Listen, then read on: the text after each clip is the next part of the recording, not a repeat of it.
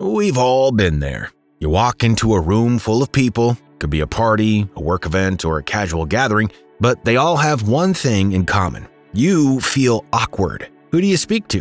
What do you say? Where do you stand? What do you do with your hands? It's the feeling of being out of place. It can feel like everyone else knows how to act and you're an alien. But here's the thing. It isn't just you. Awkwardness in social settings is something we've all experienced, and it's more common than you think. So why does it happen? And how do we stop feeling this way? In today's video, we'll explore the science behind awkwardness, examine our innate fear of judgment, and share our top 3 easy and practical tips to help you overcome that awkward feeling the next time you're out of your comfort zone socially. The science behind awkwardness. It turns out the feeling of awkwardness isn't just a random quirk or a fault in our personalities. It's actually rooted in our biology and psychology. Let's start with your brain. When you're in a social situation, especially with people you don't know well, your brain goes into monitor mode. This is where we become hyper-focused on the environment, constantly scanning for social cues, trying to figure out how to behave, what to say, and how to fit in. This hyper-awareness is part of our brain's social survival mechanism. You see, humans are wired to be social creatures. We're meant to be part of a group. Years ago, back in prehistoric times, our ancestors needed to be accepted by the tribe to survive.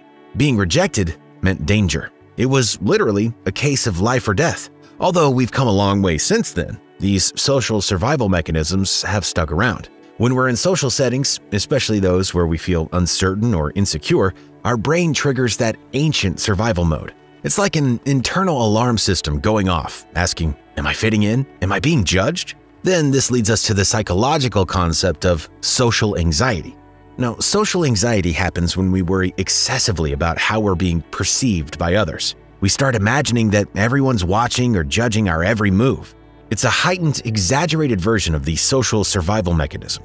Truth is, most of the time, people aren't paying as much attention to you as we think they are. In fact, most people are too busy worrying about themselves to really focus on you. This brings us to the fear of judgment. Studies show that social awkwardness often stems from a fear of being negatively evaluated by others. We think, what if I say something stupid?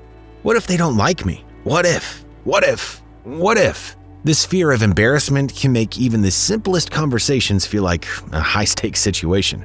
Interestingly, research in psychology shows that humans tend to experience something called the spotlight effect.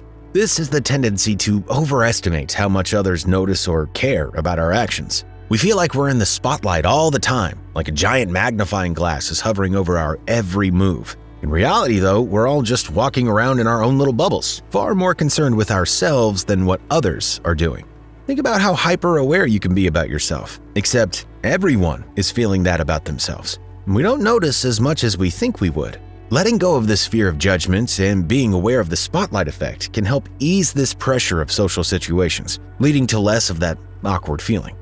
If you found yourself resonating with anything we've discussed so far, our sponsor, BetterHelp, is here to support you. BetterHelp is the world's largest therapy service, and it's 100% online. You can message your therapist at any time and schedule live sessions when it's convenient for you. If your therapist isn't the right fit for any reason, you can switch to a new therapist at no additional charge. With BetterHelp, you get the same professional and quality you'd expect from in-office therapy, but with a therapist who's custom-picked for you, with more scheduling flexibility, and at a more affordable price. BetterHelp has a special offer today where you'll get 10% off your first month. Just go to betterhelp.com/improvementpill.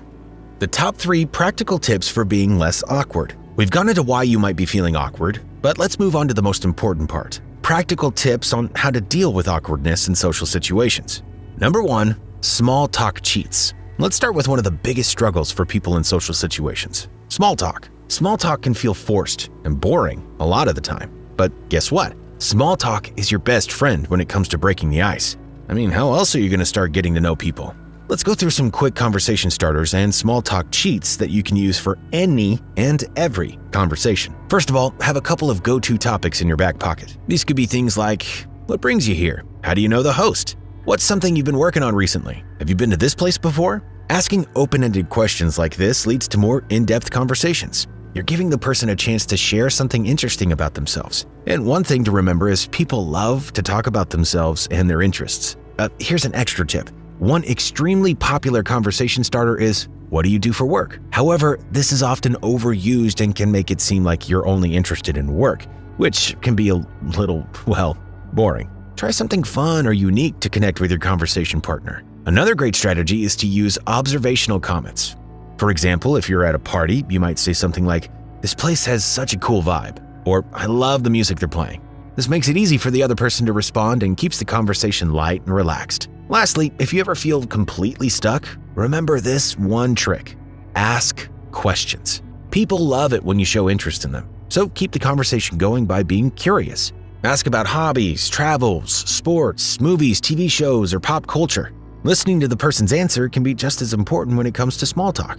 Number 2, the 3-second rule. The next tip is really simple but super effective, and it's the 3-second rule. So here's how it works. As soon as you feel the urge to say something, whether it's introducing yourself to someone or responding to a question, try to do it within 3 seconds. Don't hesitate, don't overthink it. All it takes is 3 seconds of bravery, and you're in. Now, this rule really works because when we hesitate and start to overthink, we can persuade ourselves out of our original idea. If you don't give yourself the time and space to think, then you don't let the social anxiety win. This 3-second rule is a mini hack to bypass overthinking and get into the flow of conversation. So try it out next time you're meeting someone new. Number 3, lean into it. Sometimes being awkward is just part of who we are. For many, it can be part of their personality, and that's okay. How about using it to your advantage? Some of the best comedians and entertainers make a living off of being awkward, and they've mastered the art of turning it into humor. Think Michael Cera, James Acaster, Richard Ayoade, and so many more. Being awkward can be really endearing when you lean into it and have the ability to laugh at yourself. It could be as subtle as stumbling across a weird moment and saying, "Well, that was awkward, let's try that again."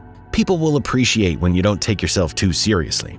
But here's the thing, awkwardness is only awkward if you let it be. When you own it or even joke about it, it suddenly stops being a problem and starts working with you. So the next time you feel that awkward tension, just try cracking a lighthearted joke or just acknowledge it. People will laugh along with you. And there we have it. A simple yet effective way to look at all things awkward. We've covered the science behind why we're awkward, how the fear of judgment might affect us, as well as our 3 top tips to being less awkward or simply embracing it. With these tips and tricks, you'll be able to navigate social gatherings with more confidence and ease. And remember, practice makes perfect. Feeling awkward in social situations is something that we all experience, but it doesn't have to hold you back. The more you practice, the more natural it'll feel, and soon enough, you'll be a social ninja. Thanks for watching, and we'll see you in the next one.